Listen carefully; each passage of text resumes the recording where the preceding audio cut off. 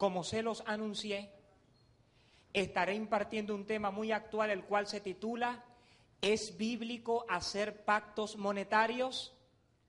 Y quiero hacer de manifiesto que el objetivo con esta enseñanza no es criticar, descalificar, contender con otras congregaciones. El objetivo es impartir principios y aclarar verdades de la palabra del Señor. Por ello, el día de hoy me propongo hablarles del tema: ¿es bíblico hacer pactos monetarios?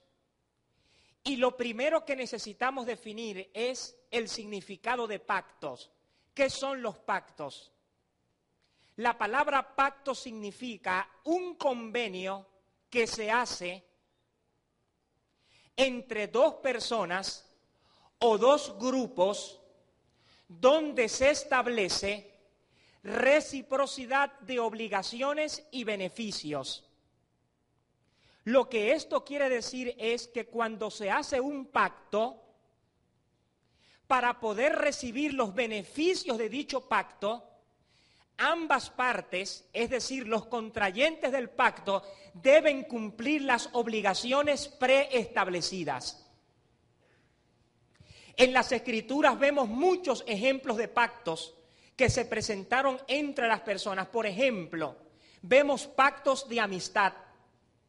Jonatán y David hicieron un pacto de amistad que no solamente los benefició a ellos, benefició también a sus descendientes. Dice la Escritura, Jonatán y David hicieron un pacto porque Jonatán lo quería como a sí mismo. Es importante entender que siempre en las Escrituras, cuando se hacía un pacto, se entregaba algo como evidencia de que el pacto se estaba concretando. Dice la Escritura, se quitó el manto que llevaba y se lo dio a David, y también su ropa, la espada, el arco y el cinto. En capítulos más adelante vemos cómo este pacto de amistad fue ratificado. Dice la Escritura, el Señor esté contigo como estuvo con mi padre. Le dice Jonatán a David, si entonces yo todavía vivo, cumple conmigo el pacto sagrado. Y si muero, no dejes nunca de fortalecer a mi familia. Y cuando el Señor aniquile a los enemigos de la faz de la tierra, no se borre el nombre de Jonatán de la casa de David. Que el Señor pida cuenta de esto a los enemigos de David. Jonatán hizo jurar también a David por la amistad que le tenía, porque lo quería con toda el alma. Los pactos de amistad en los tiempos bíblicos no solamente afectaban a los contrayentes, también afectaba a los familiares de las personas que establecían el pacto. Vemos también en las Escrituras, por ejemplo, pactos de relaciones familiares. Jacob y Labán, por medio de un pacto, entraron en relaciones familiares. Dice la Escritura, por eso hagamos una alianza que sirva de garantía a los dos. Jacob tomó una piedra, la erigió como piedra conmemorativa y dijo a su gente, recojan piedras. Dice que reunieron las piedras, las amontonaron y comieron allí junto al montón de piedras. Labán lo llamó Yegar Saudat y Jacob lo llamó Gael. Y dice la Escritura que este montón de piedras fue la evidencia de que Jacob y Labán estaban haciendo un pacto para unirse familiarmente. También vemos en las Escrituras, por ejemplo, pactos de buenas relaciones y obligaciones mutuas. Es el caso de Abimelech, que hizo un pacto con Isaac de no agresión, es decir, de no entrar en conflicto, en violencia, en confrontación. Dice la Escritura, Isaac les dijo, ¿por qué vienen a visitarme? Si fueron ustedes los que me trataron con hostilidad y me echaron de su territorio, le contestaron, hemos comprobado que el Señor está contigo y pensamos que entre tú y nosotros debe haber un acuerdo. Por eso queremos hacer una alianza contigo. Tú no harás mal alguno contra nosotros, porque no te hemos lesionado, te hemos tratado siempre bien y te hemos despedido en paz. Ahora que el Señor te bendiga. Él les ofreció un banquete, es decir, Isaac. Comieron y bebieron por la mañana y se levantaron y pronunciaron los juramentos mutuos. Isaac los despidió y ellos marcharon en paz. Aquel día vinieron los siervos de Isaac trayéndole noticias del pozo que había cavado y llamaron al pozo Siba. Por eso todavía hoy se llama la ciudad Beerseba. Vemos en las Escrituras también pactos políticos. Por ejemplo, hace algunos años en Venezuela, cuando se olfateaba políticamente el crecimiento de las corrientes izquierdistas dentro de la política, en una ocasión los partidos tradicionales hicieron un pacto para no perder la gobernación de un estado. Hace algunos años en México, los dos partidos tradicionales, el PAN y el PRI, se unieron para impedir que en un estado de México ganara el candidato de la izquierda. Y al unirse, al hacer un pacto político, se impidió que el candidato de la izquierda ganara. En las Escrituras también vemos pactos políticos. Por ejemplo, David hizo un pacto con Abner, dice la Escritura. Entonces Abner despachó unos emisarios aquí son mensajeros, a Hebrón, para hacer esta propuesta a David. ¿El país para quién es?, le preguntó Abner a David a través de los emisarios. Quería decir, haz un pacto conmigo y te ayudaré a poner a todo Israel de tu parte. David respondió, está bien, yo haré un pacto contigo, solo te exijo una cosa. Cuando vengas a verme, no te recibiré si no me traes a Mical, la hija de Saúl, porque la hija de Saúl era la esposa de David. En este caso, la evidencia de que se estaba sellando un pacto político entre David y Abner era que Abner le trajese a su esposa, que prácticamente su padre la tenía secuestrada y no la dejaba ver a David. También en las Escrituras, por ejemplo, hallamos pactos de liberación de esclavos. Se dan pactos para pronunciar la liberación de esclavos. Dice la Escritura, palabras que el Señor dirigió a Jeremías después de que el rey Sedequías pactó con el pueblo de Jerusalén para proclamar una liberación, que cada cual deje en libertad a su esclavo hebreo y a su esclava hebrea. Claramente podemos ver que un pacto es un conjunto de demandas y obligaciones recíprocas para tener beneficios grandes. Cuando se establece un pacto, siempre la persona que lo emite se pone de acuerdo con la persona a quien se le ha propuesto un pacto para que juntos tengan reciprocidad de obligaciones y beneficios. Cuando una de las personas decide romper con el pacto, decide deslastrarse del pacto, decide renunciar al pacto, inmediatamente el pacto queda sin efecto. También podemos decir que en los tiempos bíblicos, cuando una persona decidía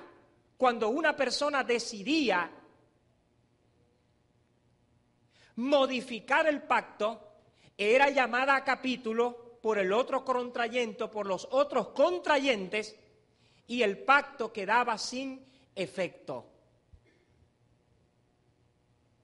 Entonces, claramente podemos ver que un pacto es un conjunto de demandas y obligaciones que deben ser cumplidas de manera recíproca. Algo que es importante destacar, y es que cuando se ejecuta un pacto, siempre hay alguien que toma la iniciativa de establecer el pacto. Y cuando nosotros analizamos las Escrituras, nos daremos cuenta que siempre es Dios quien toma la iniciativa de hacer pactos con el hombre. No el hombre es quien toma la iniciativa de hacer pactos con Dios. ¿Me estoy explicando? Ahora, si un pacto es un conjunto de obligaciones y de beneficios recíprocos, necesitamos contestarnos de manera coherente las siguientes preguntas. ¿Está el hombre al nivel de exigirle a Dios que le cumpla obligaciones que éste le demande? ¿Está Dios obligado a entrar en pacto cada vez que un hombre o mujer lo exija? ¿Está Dios subordinado a los deseos de una persona? Contestemos estas preguntas coherentemente desde la definición coherente de lo que significa pacto. ¿Está el hombre al nivel de darle a Dios directrices para que se las cumpla? ¿Puede el hombre llevar a Dios al plano de cumplirle sus obligaciones y sus beneficios? ¿Puede el hombre decirle a Dios cuáles son las obligaciones y beneficios que quiere le sean cumplidas? Siempre en las Escrituras, Dios es quien pacta con el hombre, no el hombre con Dios. Esto quiere decir que Él es el quien tiene la soberanía de pactar con el hombre. Por ello en las Escrituras encontramos dos tipos de pactos. Encontramos pactos incondicionales. ¿Qué son los pactos incondicionales? Aquellos cuyos cumplimientos dependen únicamente de Dios. Y encontramos pactos condicionales, aquellos en los cuales su cumplimiento depende de la demanda que Dios les hace a los hombres. Es decir, si cumples el pacto, vas a recibir los beneficios del pacto. Si no cumples el pacto, no vas a recibir los beneficios del pacto. Ahora, cuando alguien no cumplía los beneficios de los pactos condicionales que Dios hizo con el hombre, el pacto no era lo que se perdía como tal. Lo que se perdía eran los beneficios del pacto, porque el pacto siempre estaba vigente. Solo que por causa de la conducta humana, el pacto se detenía, mas sin embargo todavía seguía vigente para ellos. Por eso Daniel capítulo 10, cuando él ora y dice, tú que guardas el pacto, no dice tú que devuelves el pacto, dice tú que guardas el pacto y la misericordia con los que te temen y guardan tus mandamientos.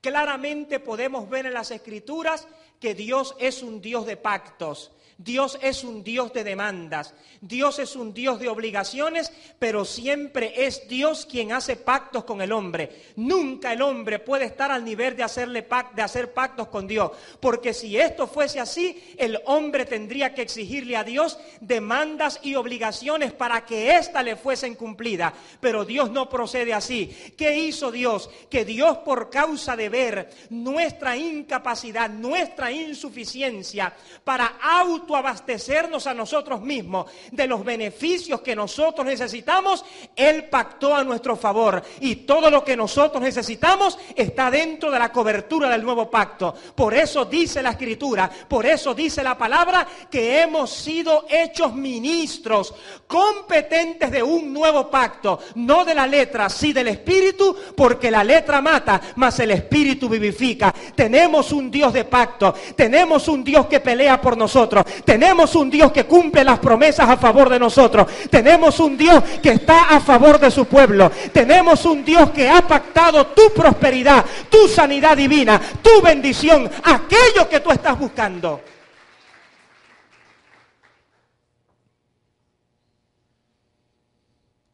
Por lo tanto, necesitamos entender estas características. Ahora, ya hablamos de pactos humanos. El día de hoy voy a hablarle de algunos pactos algunos pactos que Dios hizo con el hombre. Y quiero que abras tu mente, porque si tú entras en el espíritu de esta palabra, cosas grandes de parte de Dios van a explotar en tu corazón. Tú hoy vas a salir de este lugar sintiéndote completo, sintiéndote completa. Hoy tú vas a salir de este lugar con la convicción de que los pactos que Dios hizo a nuestro favor son pactos completos, son pactos eternos, son pactos plenos. No tenemos que ir en pos de algo, buscando pactos monetarios para sentirnos satisfechos. Lo que Dios ha hecho por ti, lo ha hecho completo. Mira, la Escritura declara que la pobreza es una maldición. Y dice la Escritura que con la vigencia del nuevo pacto, la maldición de la pobreza quedó sin efecto. Dice la Escritura, todas estas maldiciones vendrán sobre ti y te alcanzarán y te perseguirán hasta destruirte. Por eso tendrás hambre, sed, desnudez, pobreza extrema y serás esclavo de los enemigos que el Señor pusiere sobre ti. Y establece la razón por la cual en Israel se activaba la maldición de la pobreza. Por cuanto no quisiste obedecer al Señor tu Dios, ni cumplir los mandamientos que Él te prescribe hoy, vendrán sobre ti todas estas maldiciones. ¿Qué sucedía? Que por causa de que Israel no tenía la capacidad de cumplir la ley de Dios, y ninguno de nosotros tiene la capacidad de cumplir la ley de Dios, los judíos y el hombre estaba bajo la égida de la maldición de la ley. Se necesitaba una fuerza superior, una ley superior que Pablo la llama la ley del espíritu de vida, que pudiera romper no solamente con la demanda incumplible de la ley, sino también con la maldición de la ley. ¿Y qué dice la Escritura? Que Cristo pactó a nuestro favor la bendición de la prosperidad. Cristo rompió en el nuevo pacto la maldición de la pobreza. Por eso dice la Escritura que Cristo nos redimió de la maldición de la ley, hecho por nosotros maldición, como está escrito, maldito todo aquel que muere en un madero. Lo que Cristo pactó por nosotros en la cruz del Calvario es completo. Él en la cruz del Calvario sufrió el estado de la maldición de la pobreza, y ahora por causa de esto nosotros podemos ser prósperos, podemos ser bendecidos, podemos levantarnos en este tiempo apelando a la obra de la redención, donde Cristo destruyó la maldición de la ley, hecho por nosotros maldición. Hemos sido llamados para heredar bendición. Bendito sea el Dios y Padre de nuestro Señor Jesucristo, que nos bendijo con toda bendición espiritual en los lugares celestiales con Cristo. Si usted hace un pacto monetario para romper la maldición de la pobreza, para romper la escasez, algo está sucediendo en usted. Usted o no ha entendido, o está desestimando el nuevo pacto que Dios hizo a su favor, o sencillamente no ha comprendido la revelación del nuevo pacto. ¿Sabe por qué? Porque yo creo que los pactos que Dios hace son completos. Yo creo que los pactos que Dios hace son plenos. Yo creo que los pactos que Dios hace no se le necesita ni añadir ni quitar. Lo que Dios ha hecho es completo, está establecido y está provisto a nuestro favor.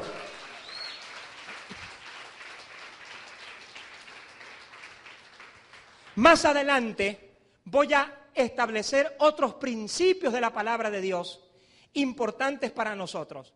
Voy a hablar hoy de 3 pactos solamente para poder cumplir las demandas de la enseñanza que les quiero trazar.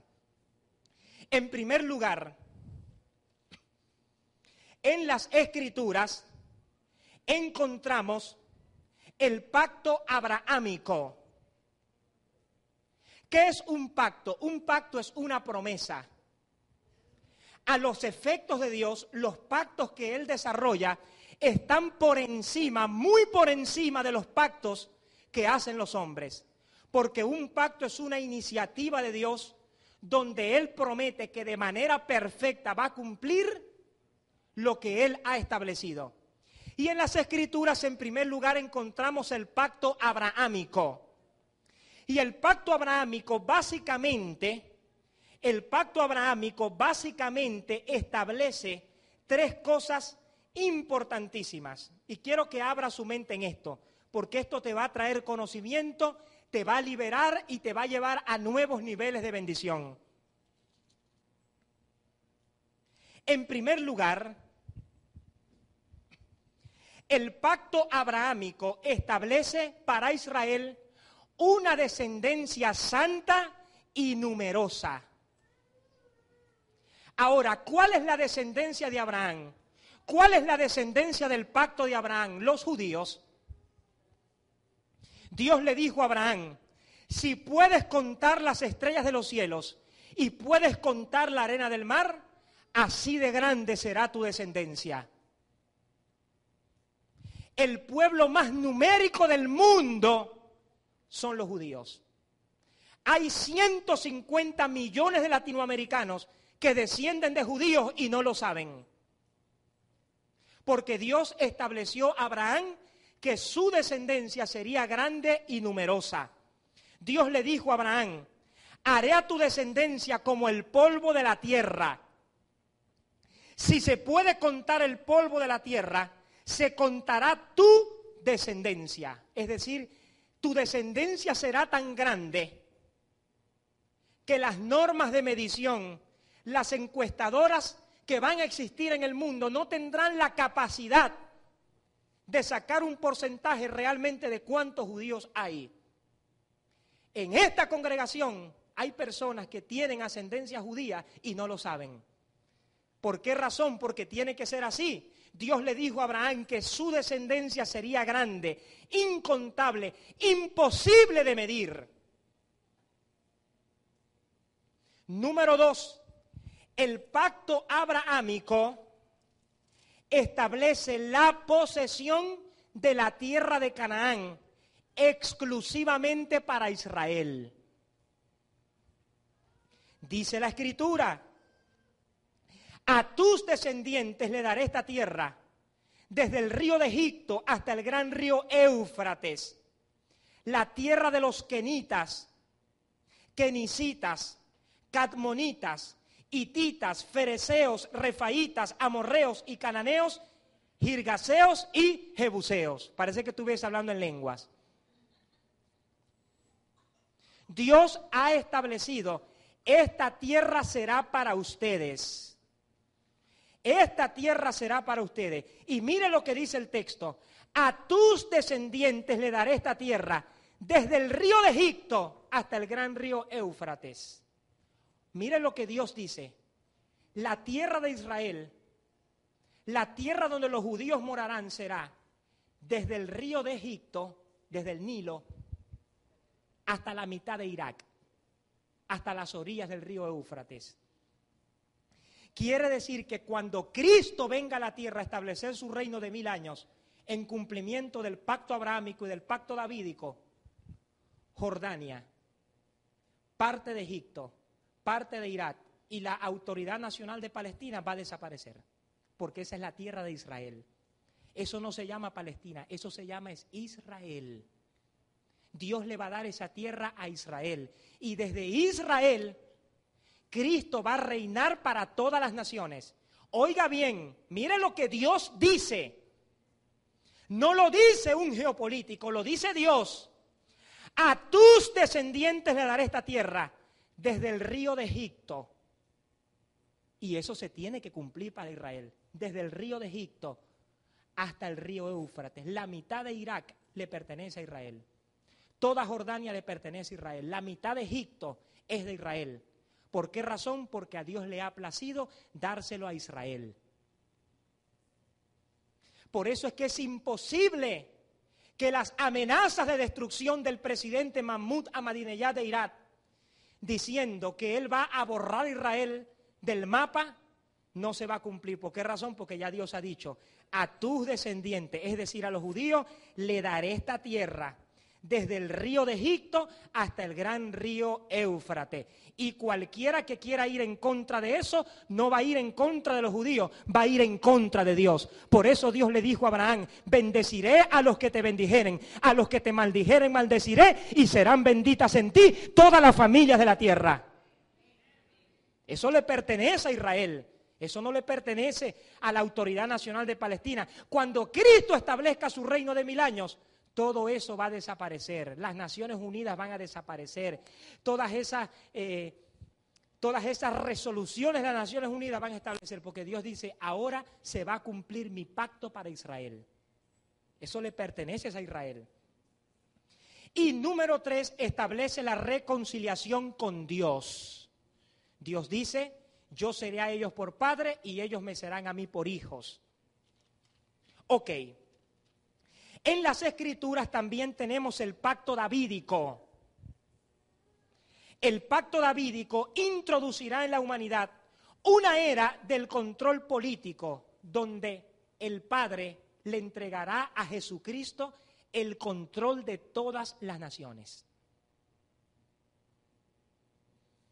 Por eso dice la Escritura, voy a proclamar el decreto del Señor. Él me ha dicho, tú eres mi hijo, yo te he engendrado hoy, pídemelo y te daré las naciones en herencia, en propiedad los confines del mundo, los triturarás con cetro de hierro, los desmenuzarás como piedra de losa.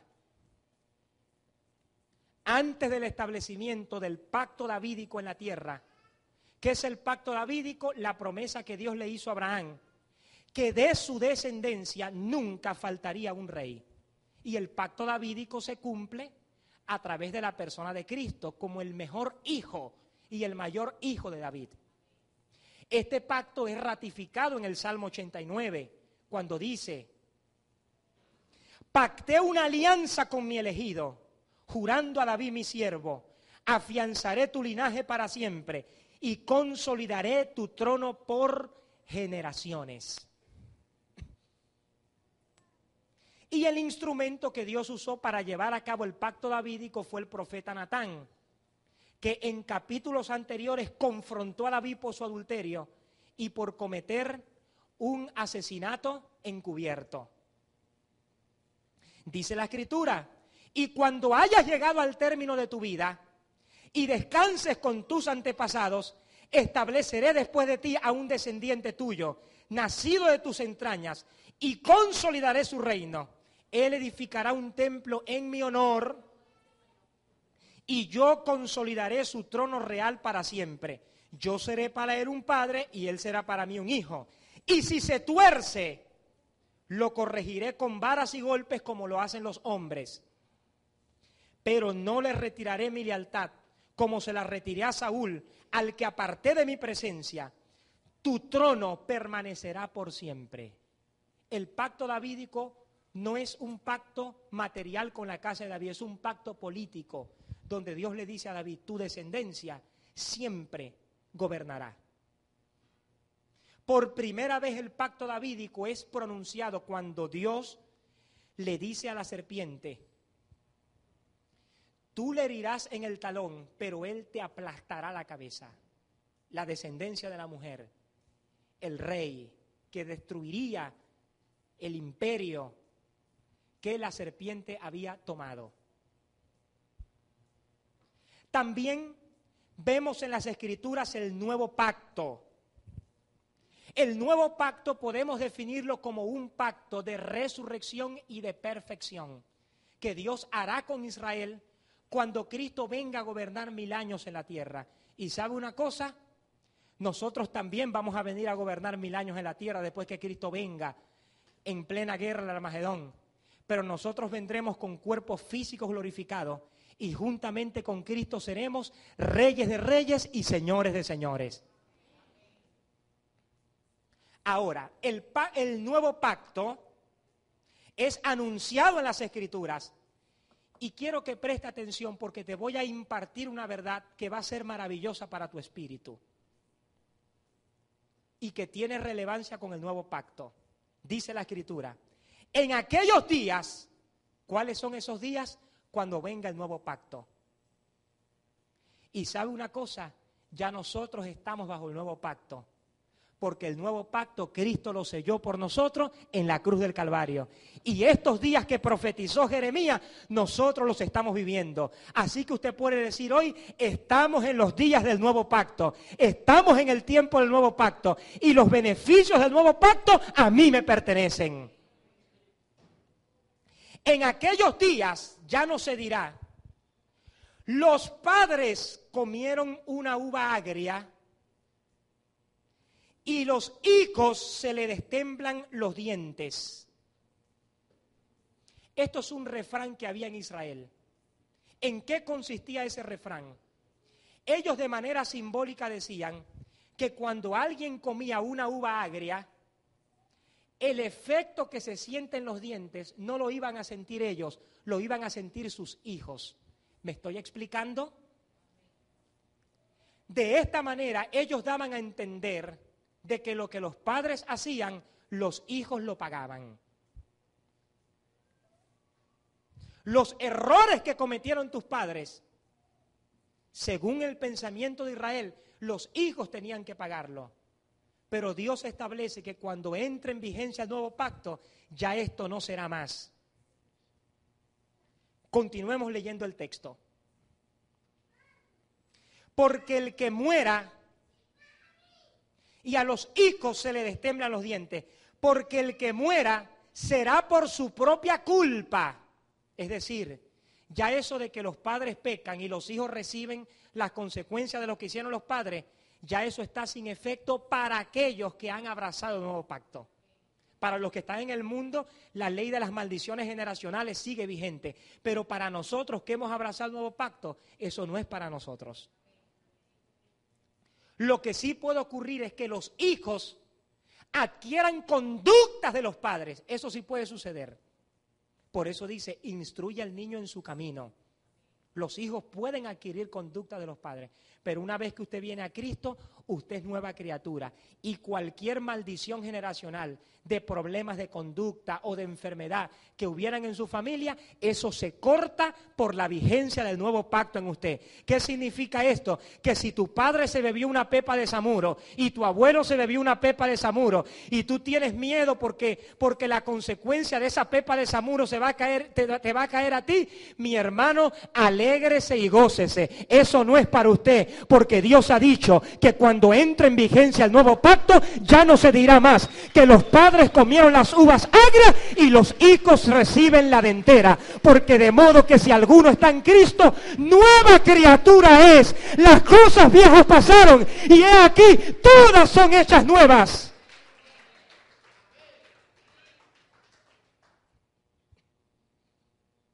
¿Y qué dice después? Después dice, porque el que muera será por su propia culpa. Es decir, ya lo que los padres hacen no se les va a pasar a los hijos, de aquellos que han abrazado el nuevo pacto. Y tendrá dolor de muelas el que coma una uva agria. Miren que llegan días, oráculo del Señor, en que haré una alianza nueva con Israel y Judá. No será como la alianza que hice con sus padres, cuando los agarré de la mano para sacarlos de Egipto. Punto número 3. ¿Por qué es antibíblico hacer pactos monetarios? Y el por qué responde a razones. Y las razones debemos hallarlas en las Escrituras. ¿Por qué es antibíblico hacer pactos monetarios? Número 1. Cuando usted comience a escuchar todas estas cosas, usted va a decir, rompo con la enseñanza de los pactos monetarios y ahora me voy a abrazar con el pacto que Dios ha hecho conmigo. ¿Sabe por qué? Porque los pactos que Dios hizo con el hombre son completos. A esos pactos no hay ni que añadirle ni hay que quitarle, porque lo que Dios hizo con el hombre es completo. ¿Por qué es antibíblico hacer pactos monetarios? Número uno,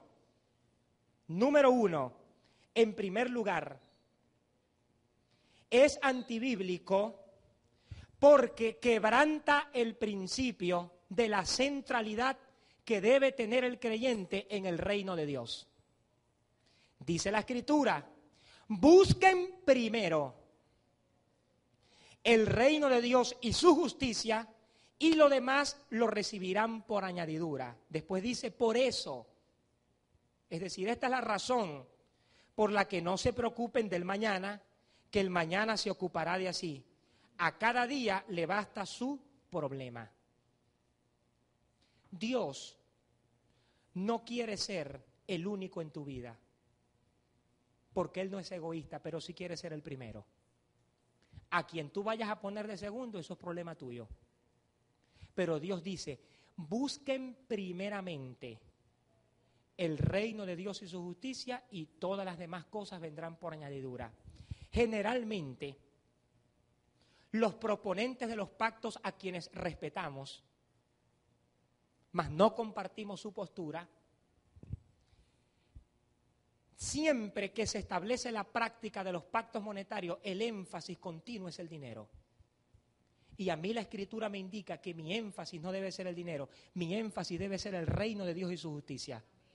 ¿Qué significa buscar primeramente el reino de Dios y su justicia? La palabra reino de Dios significa gobierno de Dios. Es decir, permitir que el gobierno de Dios, las directrices de vida de Dios, moldeen mi conducta. Es decir, que mi conducta se haga ecuánime con la forma como el reino ha establecido que yo debo comportarme. ¿De qué manera se consigue esto? Cuando tú conoces lo que el reino dice acerca de cómo tú debes comportarte con tu esposa, cuando tú conoces lo que el reino dice acerca de la forma como tú debes comportarte con tu esposo, cuando tú conoces lo que el reino dice acerca de la forma como tú debes desenvolverte en tu ámbito laboral, cuando tú conoces lo que el reino dice acerca de cómo deben ser tus relaciones de amistad, cuando tú buscas el reino de Dios, lo que estás anhelando te va a venir por añadidura, no te va a venir por un pacto, te va a venir por poner como primero el reino de Dios. Y dice, y vendrá por añadidura. Quiere decir que en el mismo momento, cuando tú pones el reino de Dios y su justicia como prioridad en tu vida, inmediatamente en el mundo espiritual se activa la añadidura para ti. Y el trabajo que estás esperando lo vas a recibir. La casa que estás esperando la vas a recibir. El comercio que estás esperando que se abra te va a venir porque has puesto a Dios como primero. Y si tú pones a Dios como primero, Él te va a poner a ti también como primero.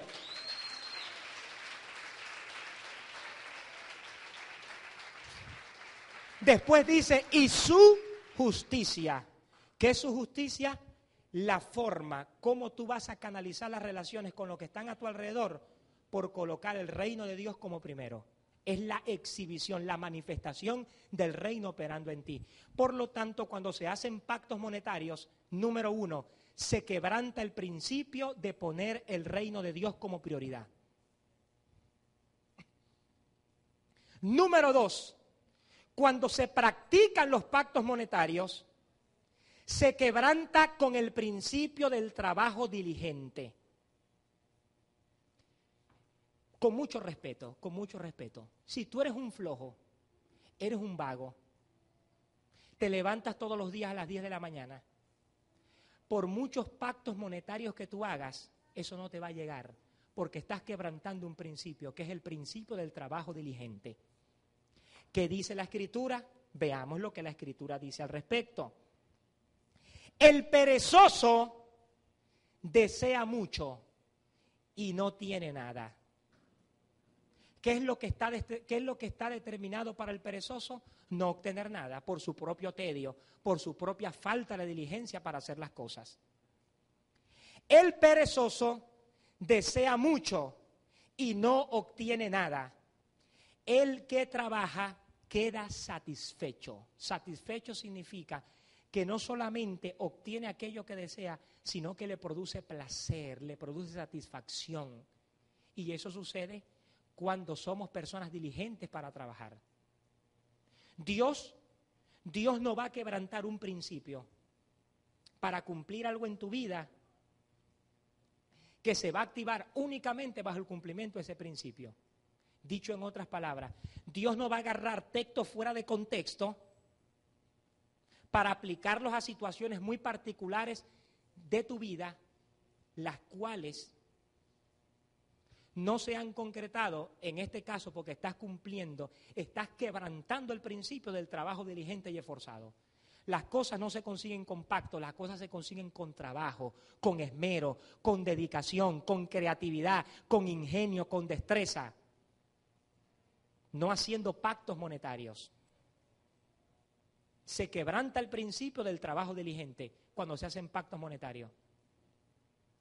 ¿Cómo? Mira, mi hermano, si tú estás inmerso en un tedio, en una inactividad, en una pasividad, en una pereza, así tú hagas pactos monetarios, eso no va a llegar, porque estás quebrantando principios.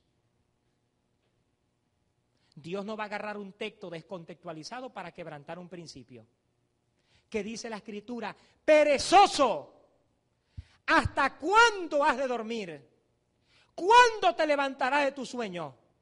Un poco de sueño y un poco de dormitar y cruzar por un rato los brazos para el reposo, así vendrá tu necesidad como caminante y tu pobreza como el de un mendigo. Esto se logra es trabajando, esto se logra es echándole pierna a la situación y afrontando los problemas y venciéndolos en el nombre del Señor. Si David, bajo un antiguo pacto limitado, que fue con gloria, pero escrito con tablas de piedra, le pudo decir al gigante, ¿quién es este gigante fuera del pacto incircunciso que está ofendiendo a los escuadrones de vivientes? Yo lo mataré y todo Israel sabrá que hay Dios en Israel, cuanto más nosotros que tenemos el nuevo pacto a nuestro favor, podemos decirle a la crisis económica, vete porque aquí llegan los hijos del reino y donde llegan los hijos del reino, todo lo que tocan es prosperado.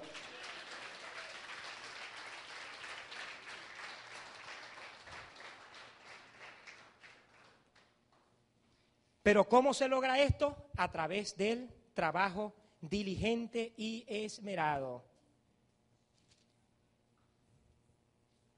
Cuando se hacen pactos monetarios, se quebranta también el principio bíblico de ser fiel a lo poco, para que Dios pueda ponerte en lo mucho. Vamos a ver qué dice la Escritura al respecto. Cuando se hacen pactos monetarios, se quebranta el principio de la fidelidad a lo poco, para que Dios te pueda poner a lo mucho. Si tú todavía no has sido probado, porque la prosperidad es un proceso que no viene de la noche a la mañana. Si tú todavía no has sido probado o probada en lo poco, no vas a poder ir a lo mucho. ¿Qué significa esto? Que quien no tiene un carácter de fidelidad, así haga pactos monetarios, no se van a hacer realidad. Porque Dios ha establecido que para Él llevarte de lo poco a lo mucho, tú tienes que aprender a ser fiel en lo poco. Veamos lo que dice la Escritura. El Señor le dijo, muy bien, muy bien, como expresión de Dios para prosperarte, se da cuando tú eres fiel en lo poco y Él te lleva a lo mucho. Dios dice, muy bien, sirviente honrado incumplidor, has sido fiel en lo poco, te pongo al frente de lo importante, entra en la fiesta de tu Señor.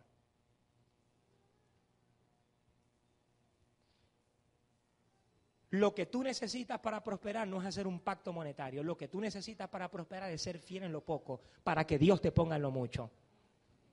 ¿Qué significa ser fiel en lo poco? Estar contento, agradecido con lo poco que tienes. No quejarte con lo poco que tienes.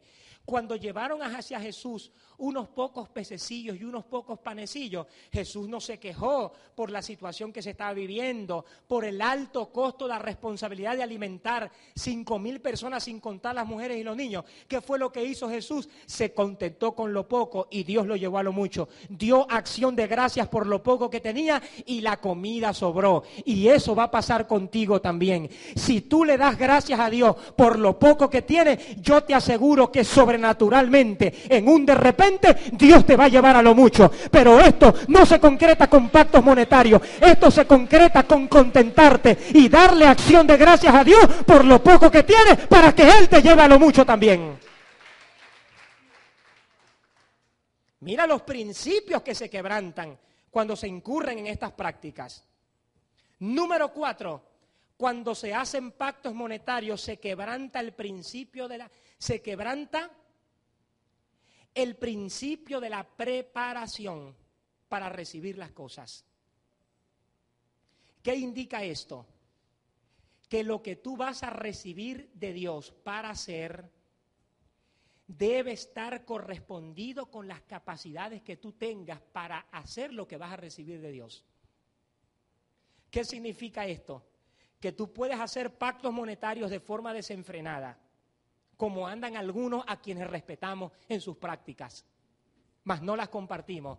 Tú puedes andar desenfrenado haciendo pactos monetarios, sin embargo, si tú no estás preparado para recibir lo que estás anhelando, así hagas pactos monetarios, no lo vas a recibir porque Dios no va a quebrantar ese principio. Dicho en otras palabras, la magnitud de lo que tú vayas a recibir de Dios para hacer debe estar directamente relacionado con las capacidades que tú tengas para hacer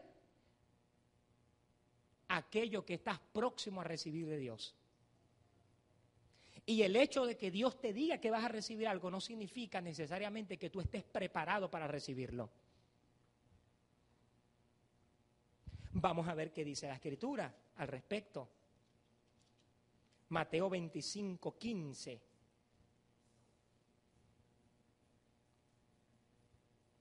Dice, a uno le dio 5 bolsas de oro, a otro 2, a otro 1, a cada uno según su capacidad. Ahora yo me pregunto y me incluyo yo, ¿estamos preparados para recibir un avión? ¿Estamos preparados para administrar un yate? ¿Estamos preparados para recibir cosas extraordinarias? Primero tenemos que prepararnos. Cuando estamos preparados, entonces a uno le va a dar 5 bolsas de oro, a otro le va a dar 2, a otro le va a dar 1, para que lo administre, y a cada cual según su capacidad. Es decir, Dios no va a quebrantar un principio de que para recibir grandes posicionamientos económicos vas a hacer un pacto monetario sin estar preparado para recibir aquello con lo cual estás pactando. ¿Me estoy explicando? Y yo no entiendo, hermano, cómo personas que dicen tener una mentalidad apostólica y profética no comprendan estos principios. ¿Ustedes me permiten extenderme 15 minuticos más? ¿Me lo permiten? A ver, levanten la mano los que me permitan extenderme unos minuticos más. Correcto. Vamos para allá.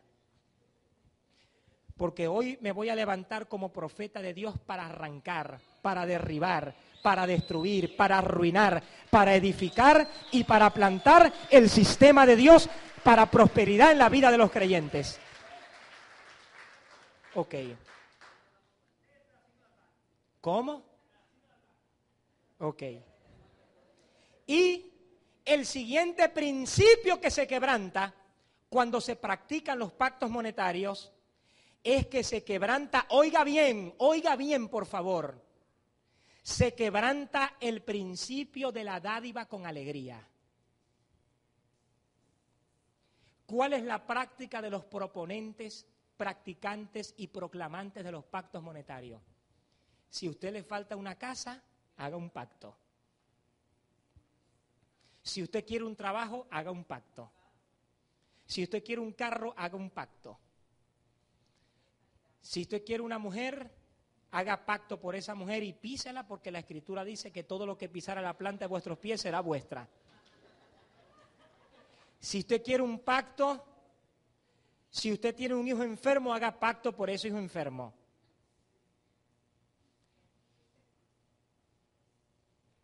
La práctica de los pactos, colocando la necesidad como el norte fundamental para pactar, rompe con el principio de la dádiva por alegría, porque nosotros no damos necesidad, damos alegremente. No podemos dar por necesidad. ¿Qué dice la Escritura? Según aquello, a siembra mezquina, cosecha mezquina. A siembra generosa, cosecha generosa. Cada uno dé como propuso en su corazón, no con tristeza ni por necesidad, ni por necesidad. Nosotros no venimos aquí a dar porque nos falta un carro, porque nos falta una casa, porque nos falta esto, porque nos falta aquello. Nosotros venimos a dar porque nos sentimos contentos, porque lo que Dios ha prometido darnos, nos los va a dar en su tiempo. Y cuando nosotros sembramos en el mundo espiritual, estamos estableciendo un surco donde lo que nosotros necesitamos está provisto a nuestro favor para concretarse en el tiempo de Dios. Se los voy a leer. No con tristeza ni por necesidad. La palabra por significa motivo. Por es motivo. Gramaticalmente es motivo. Quiere decir que el motivo de nosotros darle al Señor no debe ser por necesidad. Debe ser porque le amamos, porque nos sentimos alegres y porque sabemos que lo que estamos dando lo vamos a cosechar en el tiempo de Dios. No por tristeza ni por necesidad, porque Dios ama al dador alegre. Si llego a 20 minutos más, ¿me lo permiten? Ok. Siguiente aspecto. Textos que utiliza la tradición religiosa actual para avalar los supuestos pactos monetarios. Présteme mucha atención. Hay algunos textos descontextualizados que los proponentes de los pactos monetarios utilizan para avalar sus prácticas. Vamos a ver cuáles son esos textos y vamos a ubicarlos en su contexto. Dice, por ejemplo, mientras oraba Esdras y hacía confesión llorando y postrándose delante de la casa de Dios, se juntó a él una muy grande multitud de Israel, hombres, mujeres y niños, y lloraba el pueblo amargamente. Entonces respondió Secanías, hijo de Jehiel, de los hijos de Elán, y dijo a Esdras: nosotros hemos pecado contra nuestro Dios, pues tomamos mujeres extranjeras de los pueblos de la tierra. Mucho cuidado los jóvenes con estarse fijando en personas que no conocen a Cristo. Mas a pesar de esto, aún hay esperanza para Israel. Ahora pues, hagamos pacto con nuestro Dios. Claramente el texto dice que ellos tomaron la decisión de hacer pacto con Dios. ¿Y por qué hace rato entonces yo dije que el hombre no está al nivel de hacer pactos con Dios? Prosigamos con el texto y después se lo explico. Que despediremos, dice, pues hagamos pacto con nuestro Dios, que despediremos a todas las mujeres y a los nacidos de ellas, según el consejo de mi Señor y de los que temen el mandamiento de nuestro Dios, y hágase conforme a la ley. Cuando nosotros analizamos los manuscritos más antiguos de la Biblia, nos damos cuenta que esta traducción está incorrecta. ¿Qué dicen los manuscritos más antiguos de la Biblia? La traducción Reina Valera dice, hagamos pacto con nuestro Dios. Pero ¿qué dicen los manuscritos más antiguos? ¿Qué dice el texto original? El texto más antiguo dice, ahora pues volvamos a los pactos de nuestro Dios. Son dos cosas diferentes. Una cosa es hacer pacto y otra cosa es volver a los pactos. Ahora, ¿a qué pacto se está refiriendo que los judíos debían volver? Al que se encuentra en el libro de Deuteronomio. Dice, cuando el Señor tu Dios te introduzca en la tierra que vas a tomar posesión, Él expulsará a tu llegada a naciones más grandes que tú, hititas, girgiseos, amorreos, cananeos, fereceos, heveos y jebuseos. 7 pueblos más numerosos y fuertes que tú. Cuando el Señor tu Dios los entregue en tu poder y tú los venzas, los consagrarás sin remisión al exterminio. No pactarás con ellos, ni les tendrás piedad. No te emparentarás con ellas, es decir, con mujeres que no conocen a Cristo, a Dios. No darás tus hijos a sus hijos, ni tomar sus hijas para sus hijos, porque ellos los apartarán de mí. Porque cuando un cristiano se casa con una mujer inconversa, olvídate de que lo vas a convertir. Ella o él es quien te termina convirtiendo a ti a su mal camino. Porque ellos los apartarán de mí. para que sirvan a dioses extranjeros, y se encenderá la ira del Señor contra ustedes y no tardará en destruirles. ¿A qué pacto se está refiriendo que ellos debían volver? Al que Dios hizo con Israel al momento de introducirlos en la tierra. Y este era un pacto de vida donde quedaba establecido de que ellos no podían contraer matrimonio con personas pertenecientes a las naciones que Israel destruyó cuando tomó posesión de la tierra de Canaán. A eso es que se está refiriendo. De eso es que está hablando. Repito el texto en el original. Ahora pues volvamos a los pactos de nuestro Dios.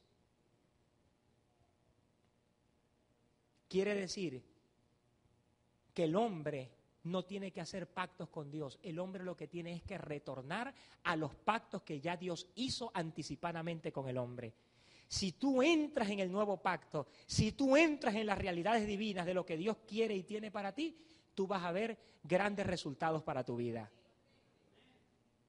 Otro aspecto importante es el Salmo 55, que también se utiliza para avalar los pactos monetarios. Dice, los que hicieron conmigo pacto de sacrificio. Pero esta traducción está incorrecta. La traducción correcta es los que cumplieron mis pactos en medio del sacrificio. Quiere decir que el sacrificio fue un elemento para ellos cumplir el pacto que ya Dios había hecho con ellos anticipadamente. ¿Me estoy explicando? Ok. Otro texto que también utiliza la tradición religiosa para avalar las prácticas de los pactos monetarios son los siguientes. E hizo Jacob voto. Tome en cuenta esta palabra, voto. Diciendo, si fuere Dios conmigo y me guardara en este viaje en que voy, y me diere pan para comer y vestido para vestir, y si volviere en paz a la casa de mi padre, Jehová será mi Dios, y esta será la piedra que he puesto por señal. Será casa de Dios, y de todo lo que me dieres, el diezmo apartaré para ti.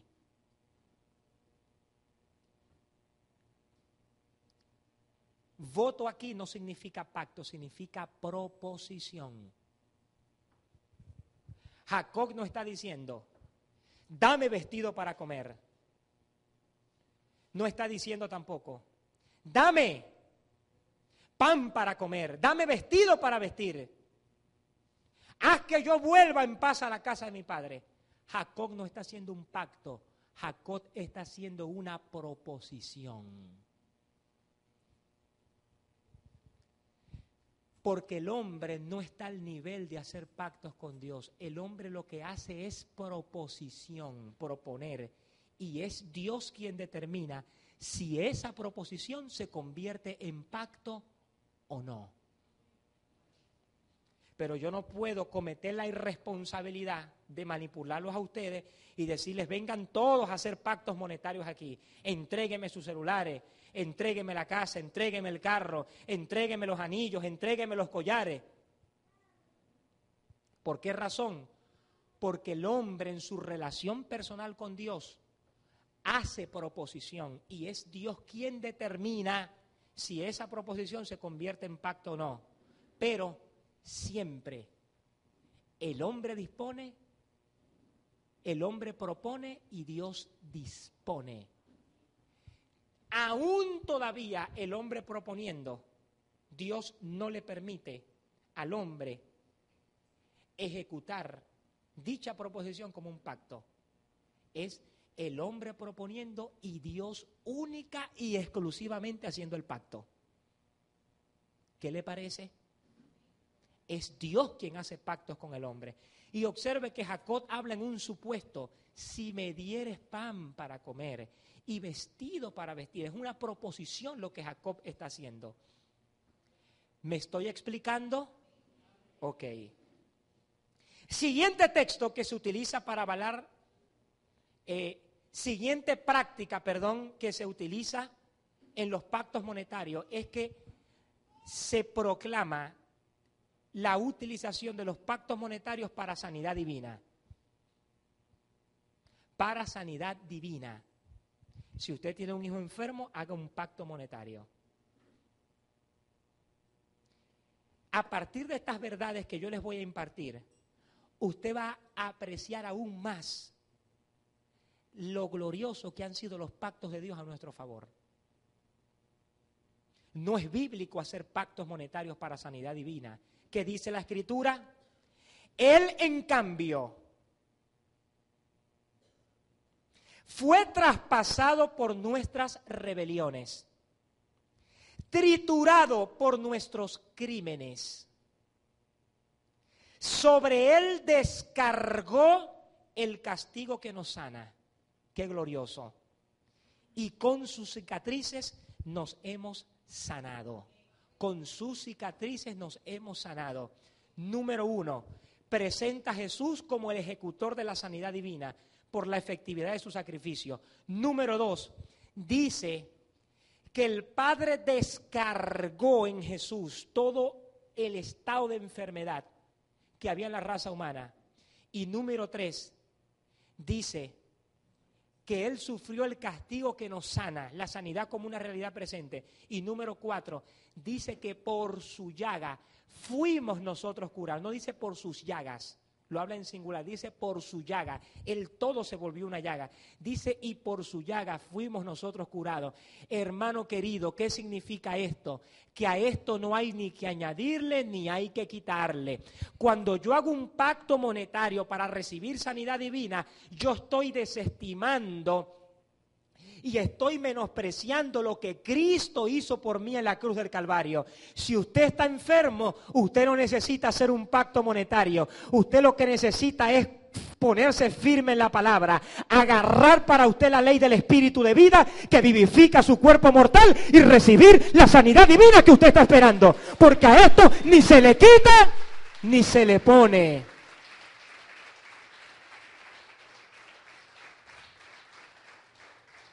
Como dice la canción de Mario Barroso, somos iguales a Cristo, somos iguales a Él. La enfermedad no forma parte de mi vida. ¿Por qué razón? Porque el pacto de la sanidad divina es completo para nosotros. Usted lo que tiene que hacer es dejar de tomar tanto refresco, de comer tanto grasoso y activar para usted la ley del Espíritu de vida y los principios del reino de Dios. Y usted va a caminar en sanidad, va a caminar en prosperidad, va a caminar en bendición, va a caminar en los dichos que Dios ha establecido para usted.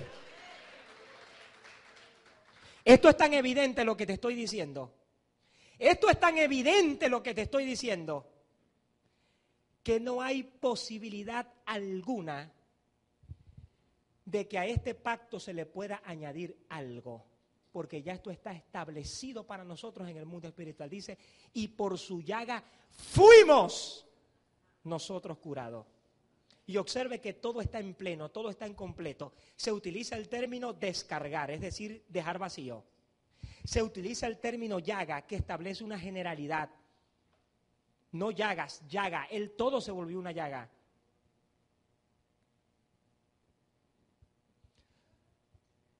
Cuando usted hace pactos monetarios para recibir sanidad divina, usted está desestimando lo que Cristo hizo por usted en la cruz del Calvario. Ok, prosigamos. Hacer pactos monetarios te puede llevar a un terreno de desgracia. Dios disciplinó severamente hombres en las Escrituras porque quisieron comprar el favor de Dios a través del dinero. Hubo uno a quien no solamente la lepra cayó sobre él, sino también sobre sus descendientes, por querer mezclar el favor de Dios con el dinero. ¿Sabe por qué? Porque cuando tratamos de comprar el favor de Dios con dinero, estamos insultando la gracia de Dios. ¿Qué significa la gracia? Un regalo gratuito, un regalo inmerecido. Como dice la canción de René González, lo que tenemos, lo tenemos por gracia, por su misericordia, por su grande amor. Y en el momento de abrirse la cortina, si alguno te admira, que vean la imagen de Dios. Es por gracia que recibimos las bendiciones. Es por gracia que recibimos las bendiciones. No tenemos que comprar el favor de Dios. Es por gracia que recibimos las bendiciones. Cuando entendemos que es por gracia, nuestro corazón explota. Estamos contentos. No estamos afanados. No estamos con complejo de inferioridad. Sabemos que en el tiempo preciso, lo que estamos esperando, lo vamos a recibir de Dios. Usted siga ofrendando, siga diezmando, siga sembrando en la obra de Dios, que muy pronto, por usted poner el reino de Dios y su justicia como prioridad, lo que usted está esperando lo va a recibir por añadidura. Pero usted no necesita hacer pactos monetarios. Dios disciplinó severamente hombres en las Escrituras por pretender utilizar el dinero, por hacer pactos monetarios para alcanzar el favor de Dios. Esto es material fuerte. Esto es material fuerte, mi hermano. Tenemos, como dice el hermano Geraldo de Ávila en su libro Volvamos a la Fuente, tenemos que volver a las Escrituras. Tenemos que volver a lo que dice la palabra.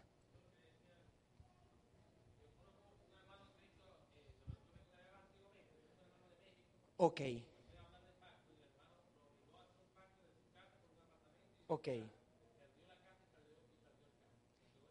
Esos son los resultados que se tienen y muchas cosas.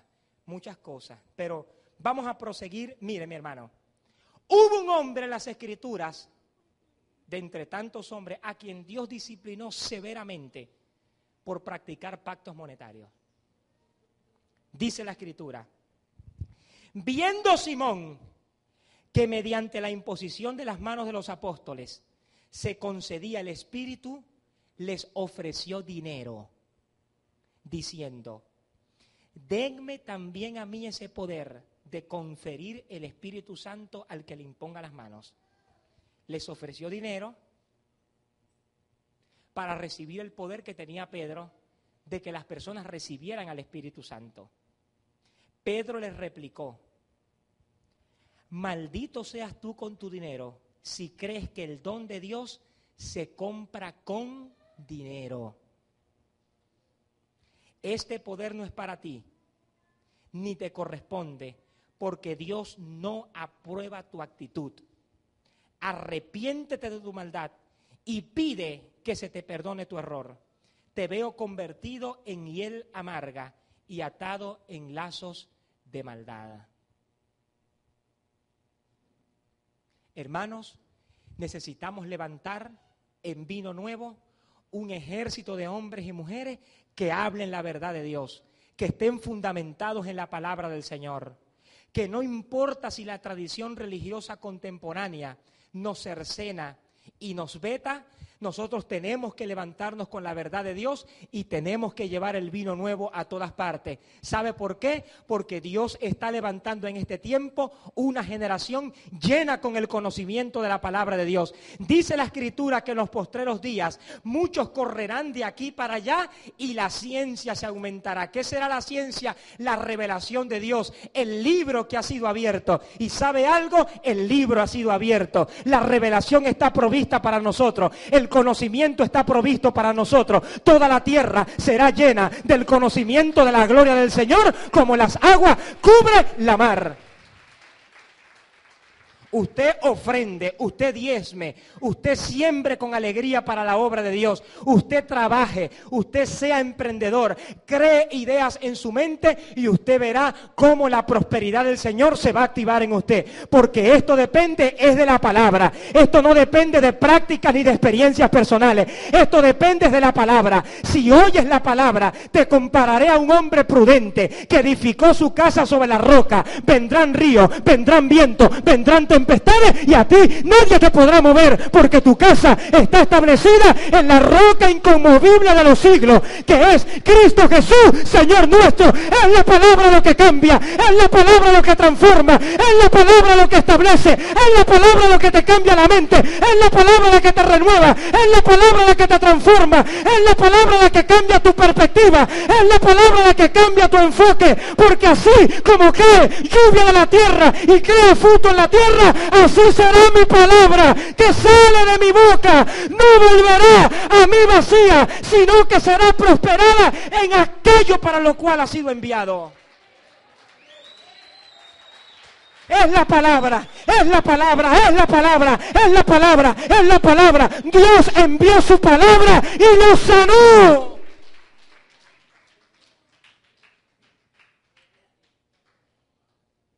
Es la palabra.